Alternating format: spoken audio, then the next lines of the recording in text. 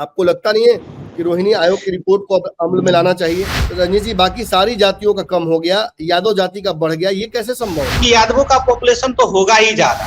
जितनी संख्या भारी उतनी उनको नहीं मिली है जिम्मेवारी। कि कभी बिहार में एग्जाम ही नहीं 3 साल में पूरा होता है ग्रेजुएशन का। नमस्कार, भारत लाइव देख रहे हैं आप। जातीय जनगणना पर जो विशेष बातचीत हमने शुरू की है, उस कड़ी में आज हमारे साथ राजद के सैनिक प्रकोष्ठ के उपाध्यक्ष रजनीश कुमार जी हैं। रजनीश कुमार जी से हम इस पूरे मुद्दे पर क्या इनकी पार्टी का स्टैंड है, जो विवाद है उस पर क्या इनकी पार्टी का स्टैंड है, महागठबंधन को कैसे इस जातीय गणना का फायदा होगा। सबसे बड़ा सवाल तो यह है कि क्या समाज को इस बात का फायदा होगा, क्या ओबीसी समाज को, पिछड़ा समाज को, एससी एसटी को इस जातीय गणना का कोई भी फायदा मिल पाएगा। एक कहावत है, चैरिटी स्टार्ट्स फ्रॉम होम। क्या राजद, जदयू, जो एक बहुत बड़ा ईबीसी समाज है, जिसकी लड़ाई बहुत लंबी है, उसको स्थान देगा? क्या मंत्रिमंडल में जगह बनाई जाएगी उनके लिए? क्या उप मुख्यमंत्री और मुख्यमंत्री की कुर्सियों पर उनका हक दिया जाएगा? यही सवाल मुसलमानों के लिए भी होता है। 17% मुसलमान सबसे बड़ी ताकत इस महागठबंधन के वोट बैंक की है। क्या उन्हें उनका वाजिब हक दिया जाएगा इस गठबंधन में? इन सवालों के साथ साथ हम चलते हैं रजनीश जी के पास।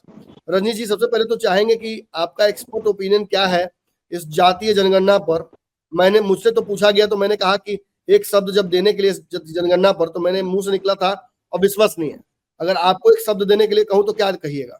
नहीं, ये डेटा तो ऑलमोस्ट रिलेबल लग रहा है, और मैंने पहले भी कहा है कि अगर किसी को कुछ डाउट है एक पर्टिकुलर सेगमेंट में या पर्टिकुलर एरिया में, तो उसको करेक्शन के लिए चैलेंज कर सकते हैं। लेकिन बाय एंड लार्ज तो माने डेटा सही ही है। बिहार में आप जो देख रहे हैं, हाँ, एक दो का कहीं कहीं कुछ माने जो लोग बोल रहे हैं तो उसमें थोड़ा हो सकता है, तो कोई भी काउंटिंग प्रोसेस है तो एरर होता ही है। तो सरकार को ट्रांसपेरेंसी से इसको एक्सप्लेन कर देना चाहिए। मतलब आप ये कहना चाह रहे हैं कि जो डेटा है वो सही है, जो गलतियां हुई हैं वो बहुत छोटी हैं। देखिए, मैं आपको एक बात बता दूं, राजपूत, भूमिहार और ब्राह्मण तो अपनी जनसंख्या को लेकर हल्ला मचा ही रहे हैं, लेकिन ये यहीं की लड़ाई नहीं है। नोनिया, बिन, बेलदार, तेली, माली सभी जातियां ये कह रही हैं कि हमारे आंकड़े को जबरदस्ती कम किया गया है। आपके गठबंधन का एक बहुत बड़ा वोट बैंक है कुशवाहा समाज का, वो तो साफ कह रहे हैं कि हमारे साथ छल कर दिया गया है। हम तो 2 गुने हैं, 8% के आसपास हैं, और हमें बस 4% दिखाया जा रहा है। यही आपके सांसद हैं, आपके ही महागठबंधन के सुनील पिंटू, वो दावा कर रहे हैं कि हमारे साथ भी धोखा हुआ है, तेली साहू समाज को भी कम दिखाया गया है। तो सारे समाज के लोग नाराज हैं, ये छोटी त्रुटि नहीं हो सकती है। तो अगर सबका परसेंटेज कम है तो फिर किसका परसेंटेज ज्यादा है, आप यही बताइए। मैं पहले ही बोला कि कोई भी काउंटिंग प्रोसेस होता है तो उसमें थोड़ा मोड़ा एरर होता ही है। तो अगर एक पर्टिकुलर सेगमेंट में कहीं पे किन्हीं को लग रहा है कि उसका पॉपुलेशन, रजनी जी, बाकी सारी जातियों का कम हो गया, यादव जाति का बढ़ गया, ये कैसे संभव है? यहाँ तक कि नहीं, यादवों का तो नहीं, कुशवाहा का मैं एक्सेप्ट कर रहा हूं, कुशवाहा और तेली का कि थोड़ा ज्यादा होना चाहिए था, लेकिन यादव का तो पॉपुलेशन कम ही मुझे लग रहा है। क्योंकि आप देखिए, आप जहां भी जाइए, मैं तो नॉर्थ बिहार तो ट्रेवल करता ही हूँ, तो जहां भी आप जाइए तो यादवों के बड़े बड़े गांव हैं, तो वो मुस्लिम से कम क्यों है, मुझे तो इस पर सरप्राइज हो रहा है। अब 14% है तो हो सकता है 14.25 है, तो हो सकता है ये 0.1% आगे पीछे हो गया हो, लेकिन फिर किसका ज्यादा है? मतलब इतना तो मैं कह रहा हूं कि यादवों का पॉपुलेशन तो होगा ही ज्यादा। बाकी अगर किसी का इधर उधर हेरफेर हुआ है तो जिस सेगमेंट में मैं बोल ही रहा हूं, मैं ये नहीं कर रहा हूं कि it is a perfect, but if there is somewhere somebody is feeling doubt, then he should माने request for correction, I mean to say. जी, अब मैं तो था नहीं सुपरवाइजर जो मैं ऑथेंटिक बात बोलूं। ठीक है, मैं समझ गया आपकी बात। एक बात काउंटिंग करने वाले ने हल ठीक कर दिया होगा। एक और बात हमें समझाने की कोशिश कीजिए। ये ईबीसी समाज है, उसकी जनसंख्या 36-37% आई। जो ओबीसी समाज है उसकी जनसंख्या लगभग 27% के आसपास आई है। निश्चित तौर पर एक बात चर्चा है कि इस ओबीसी समाज में कुछ खास जातियां ही हक मार जाती हैं। इसको लेकर क्या कहना है आपको? नहीं, हक नहीं मार जाती है। कौन हक मार जाता है? अब देखिए, सबको जिसका जो परसेंटेज है, नीतीश कुमार जी को आप देख ही रहे कि ओबीसी का रिजर्वेशन था 27%, उसको बढ़ा करके उन्होंने 30% कर दिया। वो जो झारखंड वाला जो एसटी वाला सीट जो खाली हुआ, एससी को भी दिया। फिर ओबीसी में भी 2 पार्ट कर दिया, 18% दे दिया ईबीसी को और 12% रखा ओबीसी के लिए। तो जितना न्याय देने का कोशिश हो सकता है उतना तो कोशिश किया जा ही रहा है। लेकिन इसमें आपको देखना पड़ेगा कि सभी जातियों को, माने नौकरी में ही आप कह रहे हैं, मुझे जो लग रहा है कि लोगों को पढ़ लिख करके आगे आना पड़ेगा। पढ़ना तो आपको पड़ेगा ही, कोशिश तो करना पड़ेगा ही। मैं इवन एक बात आपको कह रहा हूं, मतलब मैं पर्सनल एक्सपीरियंस से कह रहा हूं कि आप मेडिकल सीट, इंजीनियरिंग सीट और सरकारी नौकरी में तो जो बात चल रहा है, लोगों को पता नहीं है, ओबीसी और ईबीसी वालों को। हायर एजुकेशन में ये जो लोग बोल रहे हैं कि प्रोफेसर, लेक्चरर, इसमें हमारा परसेंटेज कम है, उसका एक मूल कारण क्या है कि हायर एजुकेशन में, मतलब पीजी में, पीएचडी में ओबीसी के कैंडिडेट ही नहीं जाते हैं। सब मैक्सिमम +2। और उसका मेन रीजन है कि हमारा जो बेसिक एजुकेशन है, आप जानते हैं कि कभी बिहार में एग्जाम ही नहीं 3 साल में पूरा होता है ग्रेजुएशन का। कोई यूनिवर्सिटी एमएससी अच्छा से पढ़ाई नहीं करा रहा। तो इस सब को करेक्शन करने की जरूरत है, इंस्टेड ऑफ माने pressing too much to divide the OBC and EBC. देखिए, डिवाइड की बात ही नहीं है। 9 राज्यों में ओबीसी का सब कैटेगराइजेशन हुआ है अपने स्तर पर, जिसमें बिहार भी आता है, जिसमें BC1, B2 और BC2 कहा जाता है। BC1 मतलब ईबीसी और BC2 मतलब ओबीसी, जिसमें यादव और कुशवाहा कुर्मी आते हैं। अक्सर यादव और कुर्मी और कुशवाहा पर ही आरोप लगता है कि उन्होंने ईबीसी का हक खाया है। अब वर्तमान आपके मंत्रिमंडल के हम अगर देखते हैं आंकड़ों को, तो हमें साफ तौर पर समझ में आता है कि जितनी संख्या भारी उतनी उनको नहीं मिली है जिम्मेवारी।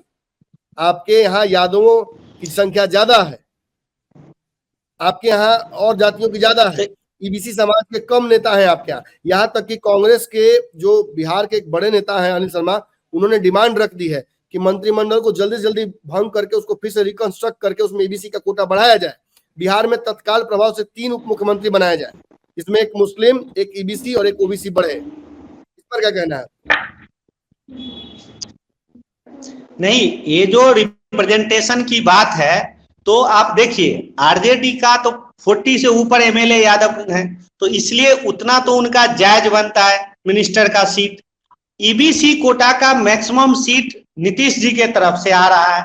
तो आप ओवरऑल पिक्चर देखिए तो सबको मिनिस्ट्री में जहां तक हो सकता है एकोमोडेट करने की कोशिश किया ही गया है। आरजेडी के लिए ज्यादा जरूरी है A to Z के तहत फॉरवर्ड लोगों को एकोमोडेट करना, क्योंकि उनका रिप्रेजेंटेशन ऑलमोस्ट 0 है।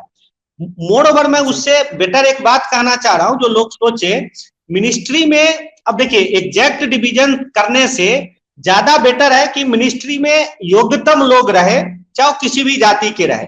लेकिन जो प्रशासन है, वो प्रशासन में निष्पक्षता की जरूरत ज्यादा है। जैसे फौज में होता है कि military commander will say you, I the conscience of the country is a leader of the nation will act according to constitution। इसीलिए देखिए आज छुआछूत ऊपर नीचे की बात हो रही है समाज में, लेकिन फौज में कब से नहीं है। कोई भी जाति का कोई आदमी आपके बगल में आके खा रहा है, कोई वहां नहीं पूछ रहा कौन क्या है, कोई नहीं पूछ रहा। तो जो इस प्रशासन को इस टाइप का बनाने की ज्यादा जरूरत है कि जो इकोनॉमिकली वीकर है, जिनकी जनसंख्या कम है, चाहे जो भी है, तो कोई भी, ये पॉलिटिशियन का काम है।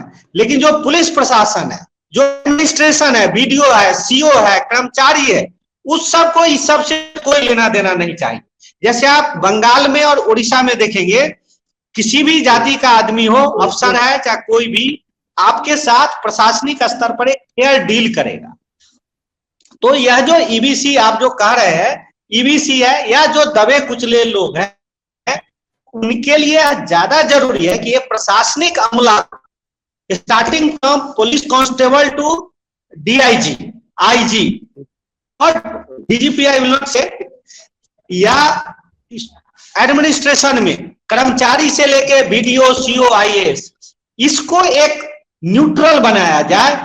ये लोग ऐसे बने कि जिनकी निष्ठा संविधान के प्रति हो, वो बोले कि मेरी आत्मा संविधान के हवाले और मेरी निष्ठा जनता के हवाले। तो ये बनाने की ज्यादा जरूरत है। और एक दो मंत्री आगे पीछे, क्योंकि जब तक पढ़ाई में इनको खींच के ऊपर नहीं लाया जाएगा, स्थिति में कोई बड़ा व्यापक परिवर्तन की संभावना कम है। क्योंकि आप टीचर वाले में देख ही लिए, एजुकेशन मिनिस्टर को कहना पड़ा कि साइंस और इंग्लिश में हमें योग्य टीचर नहीं मिल रहा।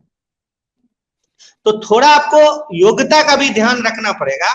जो मिनिस्टर हो माने योग्यतम व्यक्ति हो। अब खाली कोटा के हिसाब से आप भर देंगे तो फिर प्रशासन में गड़बड़ी होना शुरू हो जाएगा। जो अफसर कर्मचारी ये सब गैंग बनाने लगता है, थोड़ा इसको भी आपको ध्यान रखना चाहिए। वैसे सबको हिस्सेदारी मिलना चाहिए। अब थोड़ा 5% इधर उधर।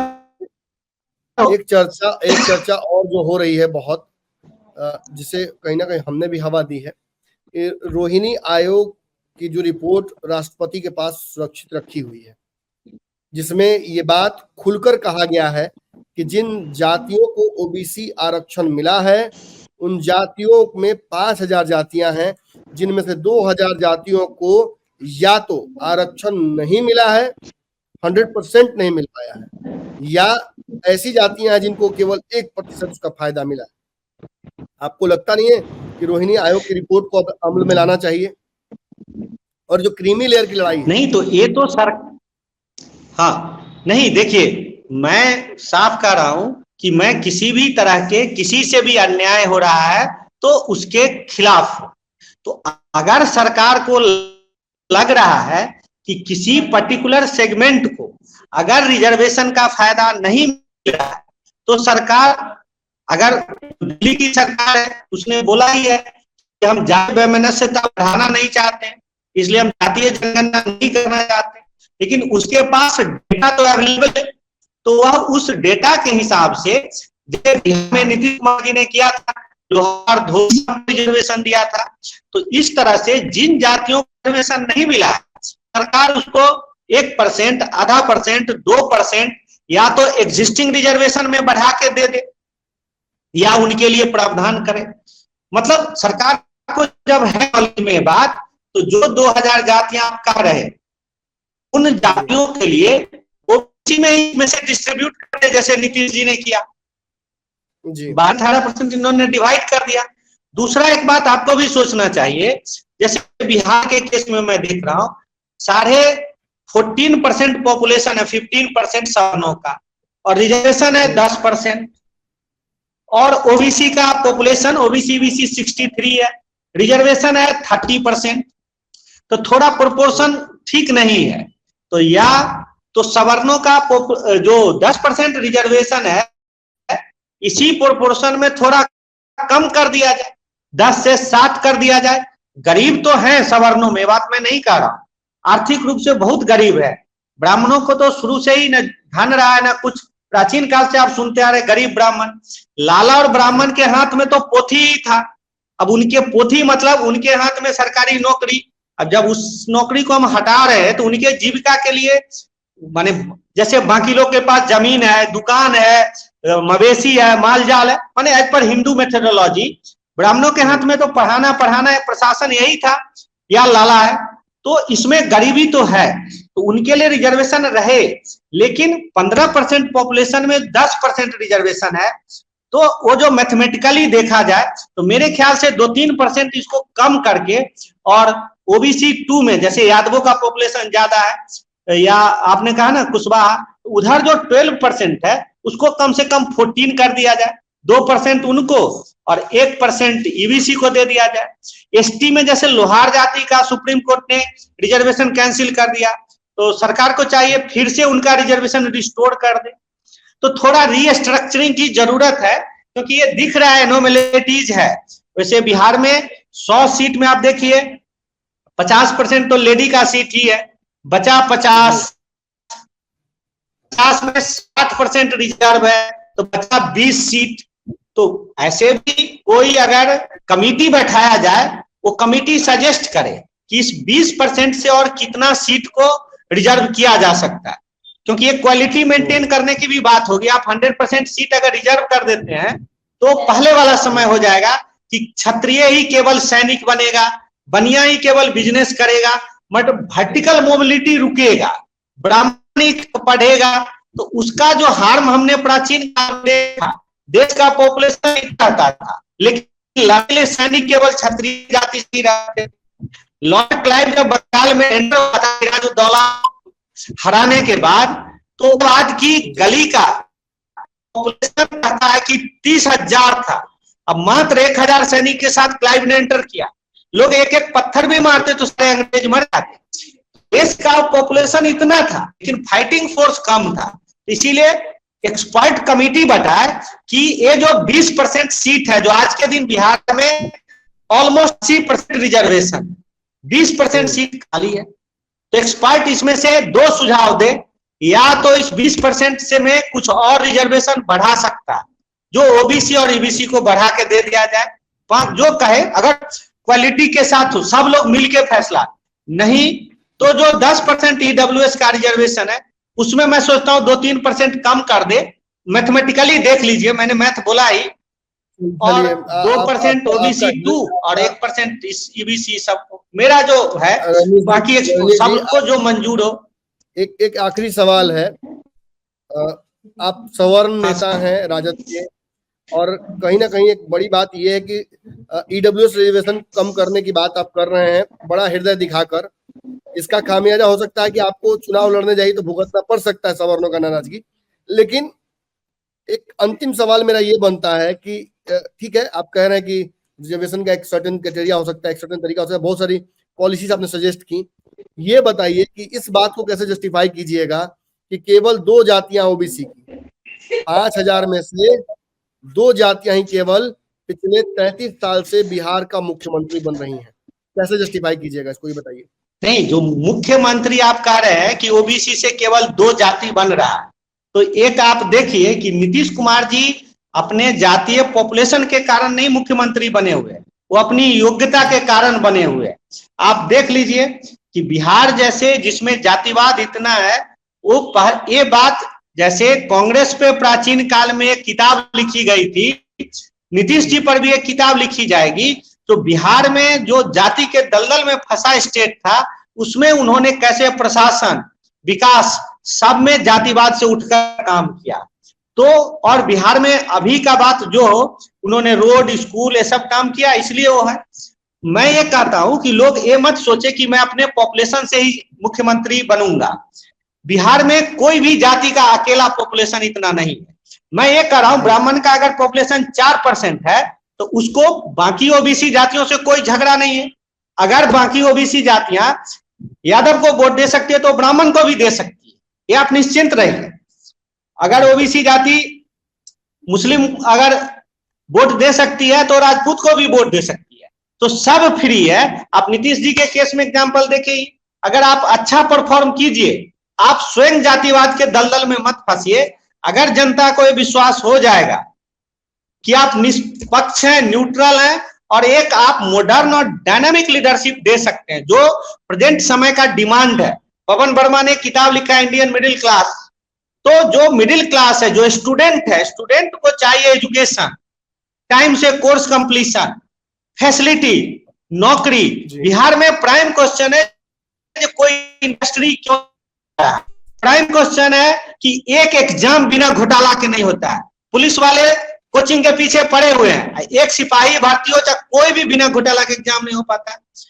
बिहार में इंडस्ट्री, पावर सप्लाई, बिजली का जो है कंजम्पशन, डिमांड ज्यादा है, फिर देखते हैं पावर सप्लाई कट हो रहा है। तो ये डिमांड, तो ओबीसी लीडरशिप पर भी बड़ा दबाव होगा, उसको प्रूव करना पड़ेगा।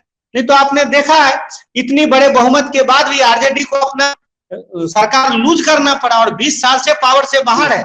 तो ये पावर दिला सकता है, और ब्राह्मण को ओबीसी से कोई झगड़ा नहीं है, ब्राह्मण तो सबके बीच है, सबका वोट ब्राह्मण को भी मिल सकता है।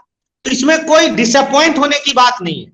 जिसका 0.6% है, एक तेली भी बन सकता है चीफ मिनिस्टर, एक कोयरी भी बन सकता है, मलाह निषाद समाज भी बन सकता है, दलित भी बन सकता है, हिंदू समाज सबका है। आप आगे बढ़िए। आंकड़े मैंने आंसर दिया जो मुझे समझ है। जी जी जी, आंकड़े जो भी कहते हो, लेकिन सच्चाई कुछ और है, जमीनी हकीकत कुछ और है।